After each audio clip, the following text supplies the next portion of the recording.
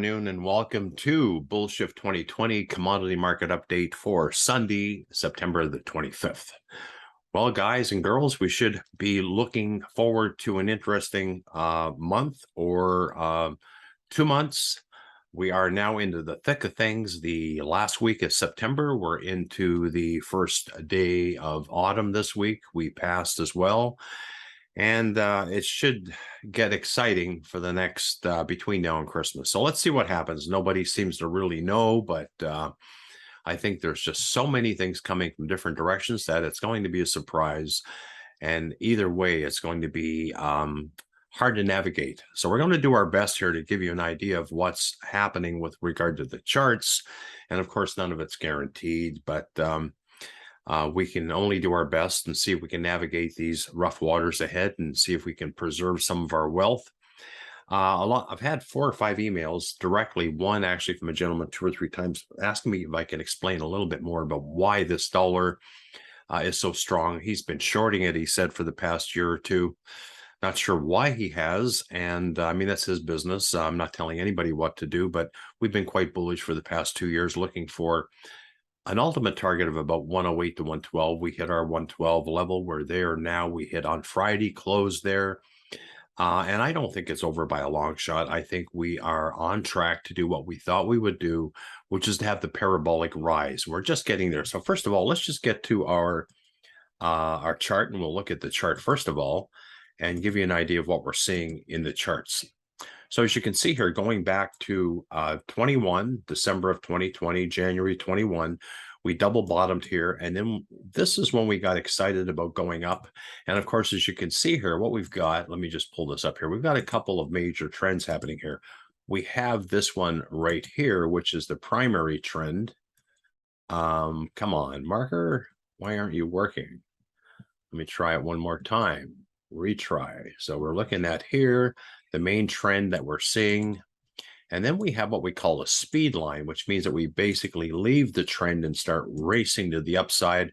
And then finally what we would get, we don't have yet, would be something more like this here, which is, come on, something more like this. And we haven't quite got there yet, but we're getting there. So let me get rid of this. So the idea here, guys and girls, is we're at an inflection point, I believe, in the dollar. The 5-point reverse wave has been completed in the sense that it doesn't owe us anything. It's reached our target. That 112 is a critical target, but I believe here it's going to exasperate itself. It's going to get more chaotic, and we're going to actually start seeing the thing go parabolic. Now, the big question that I had in the emails is, why is this happening? So to give you the simplest explanation without going into too much detail, because I truly am not that experienced with regard to a finite detail of exactly how the money system works, but I got a good comprehension over my 30 years in the business. What I'm looking at here is comparing the US dollar to other nation states or other countries, like, for example, Britain or the British pound or Canada, where I live. And you got to understand that when we talk about money printing and the money that is being spent or put into the system, it looks like US is the one that leads the pack. Well, that's not necessarily true, because I know in Canada, we have the same kind of inflation, about 8%. They've increased our national debt by 200 or 300% as well. And the thing is, though, you got to remember with the US dollar deals for the world, not just for itself, where Japan is just strictly looks after Japan. They've got their own internal system. So a supply demand situation just simply means that there's a lot of demand for actual US dollars out there. And that has to do with the fact that it is a reserve world currency, which means most countries use that as their reserves in the form of debt.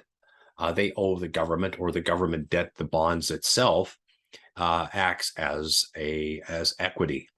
So when you are a third world or emerging nation that's coming into its own, it usually borrows US dollars, because to buy things in the world, like even energy, you need US dollars. They won't take some minor currencies.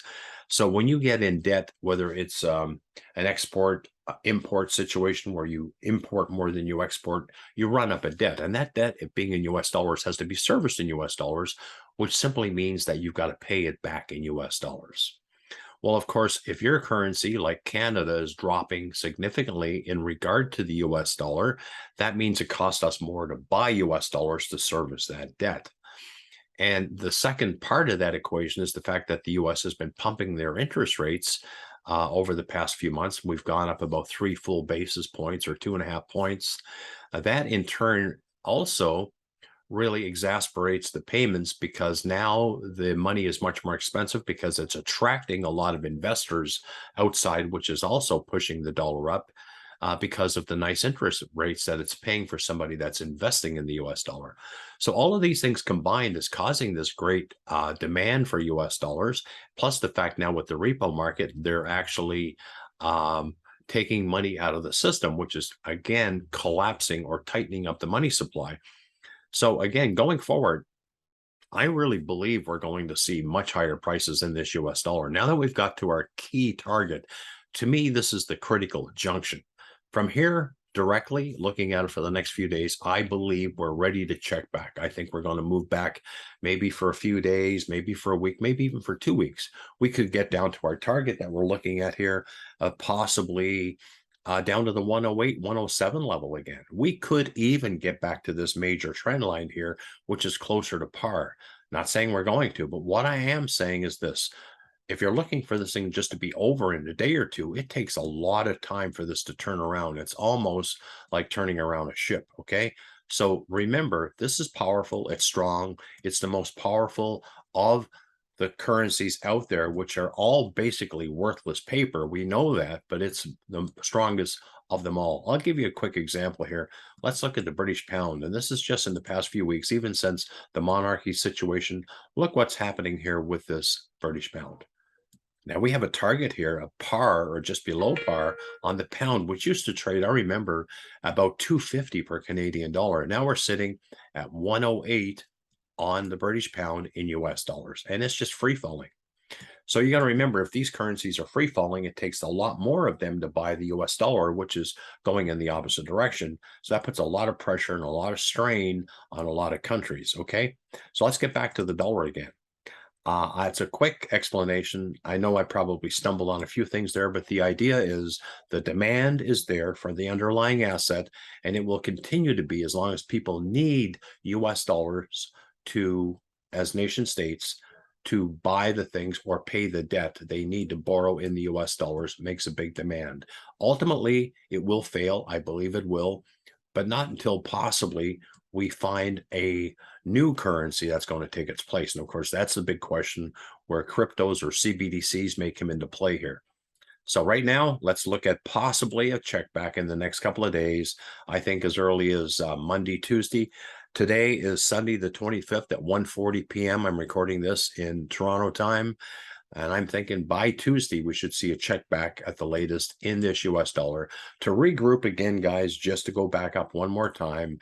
Now, if we don't pull back in the next day or two and we continue up, say, into Wednesday, at that point, I would expect a more significant pullback as opposed just to a couple of days. It would probably be a week or two of a pullback. But again, don't fight the dollar. The dollar right now is king, and it will be until it shows us on the chart that it's no longer the king. The next chart we're going to look at is the S&P. Now, the S&P, as most of you know, we played it last week. Sorry, guys, my phone's dinging there. I'll turn it off. We did have a nice bounce on this S&P. We were looking for a move to 41.42 to get short, not trading advice. And we did. We got to 41.75 and said we should get down to at least 37, 37.50 is where we want to cover it. And we got down as low as 36.60 and closed Friday at 37.10. So for what it's worth, personally, I'm off the board. I'm no longer in this trade. Will I buy it here? No, I will not. This is a bear market. First rule of trading is you trade with the market. So you don't try and pick a bottom. What you do is wait until it rallies, and then you do whatever you're going to do, whether it's purchase put options, buy mini contracts, short mini contracts, short big contracts, or whatever it is you do. At that point, you would do it when you feel it's running out of steam on the upside, because right now, this market is a bear market. I am expecting much lower prices in the months to come. But again, the same pattern, as you can see here, up, down, lower highs, lower lows each time, and we're trending lower. So nice move on that S&P. And again, we should possibly find support. If I'm right, we should bounce out of here for the next few days or possibly week before we head back down again.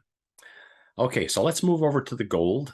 Gold is another one that's kind of perplexing because a lot of people just can't understand why the gold chart is not following the traditional cup and handle formation that we've shown on the big chart. Well, let me look at the monthly chart and show it to you. You've seen it before, and it is a huge cup and handle formation suggesting a move up much higher, up into about 3,000 level. This is a monthly chart, so by possibly next year.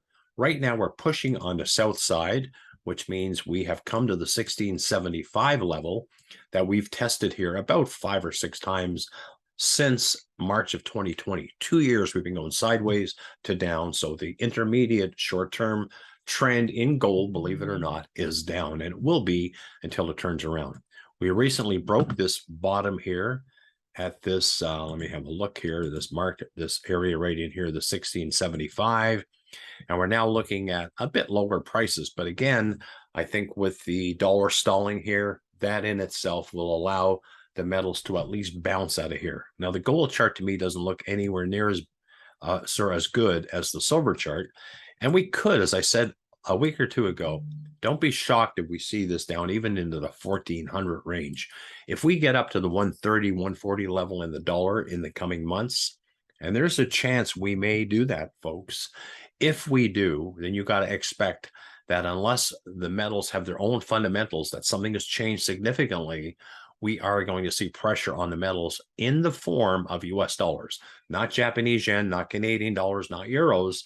It will look like it's flying high, but in the dollars, it is being showing in a bear market. And that's why if you have US dollars, good for you, because you can take advantage of this fiat worthless dollars from the government to buy these tangible assets at much lower prices. Okay, so let's go to the silver chart.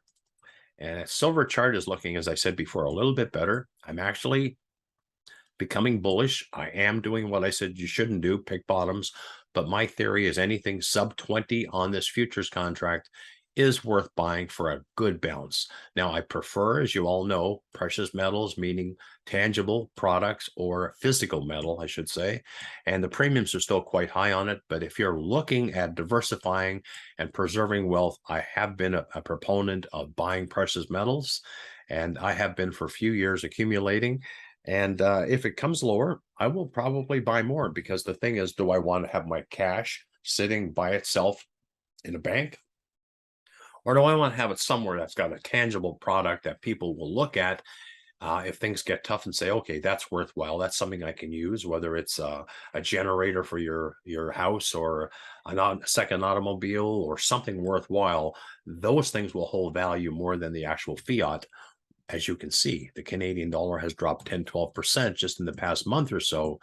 And it is hurting, as most of you probably that follow me know. I sold my home back in February. And I have diversified somewhat, but I still have too many Canadian dollars sitting in a bank, and I'm not happy about that. And I'm looking to diversify the best I can, but unfortunately, it's tough to know what to put it in right now. Okay, so next one we're going to look at is the crude oil.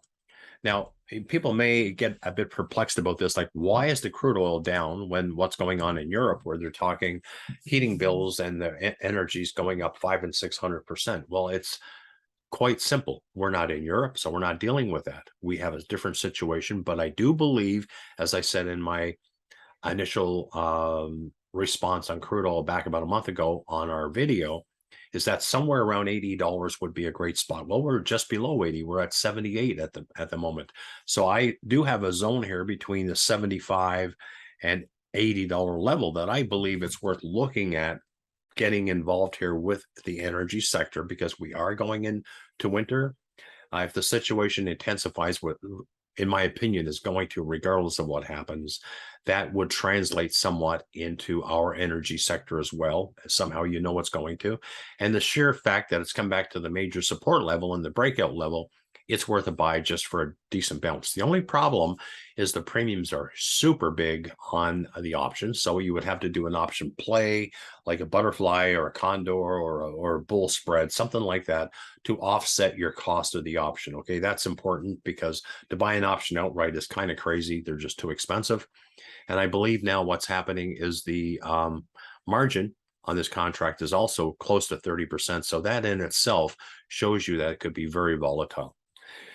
All right, so let's go to the grains. The only one I'm really concentrating on here right now is corn. And if you go back again and look at the videos, we've been saying 7 to 725 is our target zone.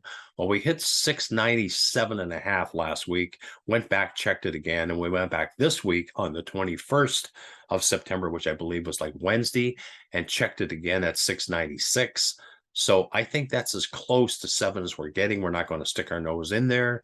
And I am expecting at this point potentially a pullback. Not saying it's going to, but it could. And I'm happy with that. My positions are good enough that if we pull back, I will be accumulating more because going forward, I think by next year, my target on corn is probably close to $10 a bushel. So that's a good move. We're in a strong bull market. Even though short term we may pull back, I do think going into the next season and next year, things are not going to get much better. They're going to continue to get complicated, and the grains should do quite well. So I'm not getting out of my positions. I'm quite comfortable with them. I'll ride them out.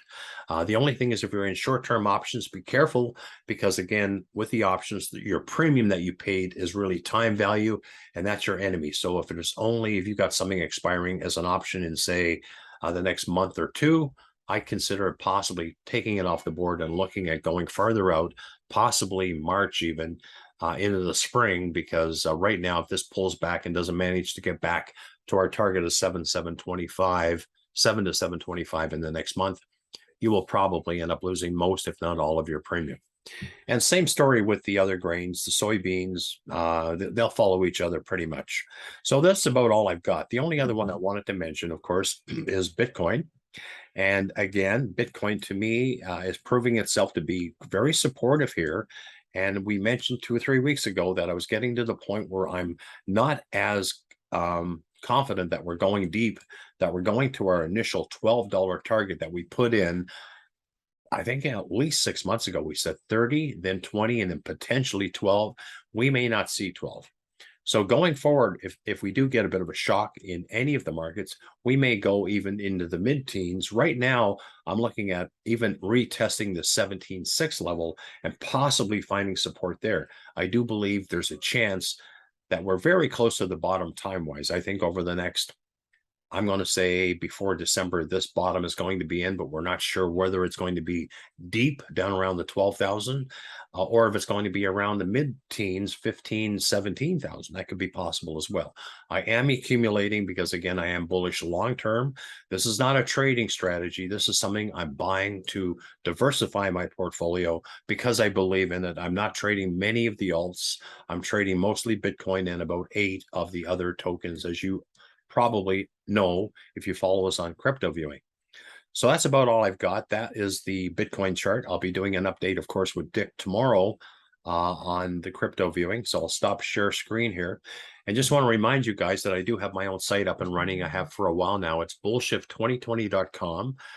For those of you that don't know me, that are finding me on YouTube, I have been in the business. I was a 35-year veteran of commodity futures and equity trading, and I've been around quite a while. Don't really like doing social media. We have a private group that we follow. Our site is now up and running. We do offer educational courses and sessions, and we do once in a while recommend videos that I am putting out there for my patrons, or I should say our followers, that are looking for explanations for some things that they're really struggling with. So go have a visit. There's no charge for the site at the time being. We plan on implementing my newsletter, which will actually give trading signals. And I'm cautious about doing that. I haven't done it, for a few years, but I do have a pretty good track record. Anybody that knows me will know what I've done. And anyway, it's always fun to come on here. And if we see anything exciting during the week, we will definitely put it out and let you know what's happening. And again, not trading advice. I am not a broker. I no longer giving trading advice. I do have a group of people that are very close to me that follow me. and they've contacted me over the past 20, 25 years. Some of them have been with me 15, 20 years. That's a different group. But on here, again, this is just for guidance for people to get an idea of what I think and what I'm doing. Anyway, guys, have a great day, and we'll talk to you next time around.